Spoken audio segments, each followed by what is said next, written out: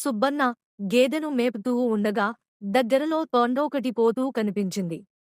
సుబ్బన్న దానితో, తొండయ్య శాస్త్రీ, ఉద్యోగానికి పోతున్నావా అని అడిగాడు. అవునన్నట్టు తలాడించింది తోండ. నాకు కూడా ఏదైనా ఉద్యోగం చేయాలని ఉంది. నేను కూడా నీతో రానా అన్నాడు సుబ్బన్న. అలాగే అన్నట్టు తలాడించింది తోండ. సరే అని ముందు తోండ, దాని వెనకాల సుబ్బన్న బయలుదేరిపోయారు. కొంత దూరం వెళ్లిన తోండ ఒకచోట ఆగి, అక్కడే ఓ చెట్టు కింద ఒక పుట్టని చూసి త్వరత్వరగా ఆ పుట్ట లోపలికి వెళ్ళింది. సుబ్బన్న, తొండయ్య శాస్త్రి తిరిగి వస్తాడు కదా అనుకుని పుట్ట దగ్గరే చతికిలా పడ్డాడు. గంటలు గడిచిపోయాయి కాని తొండయ్య శాస్త్రి తిరిగి బయటికి రాలేదు. చీకటి కూడా పడుతోంది. సుబ్బన్నకి ఏం చేయాలో తోచలేదు. పుట్ట కన్నంలోకి తొంగి చూశాడు.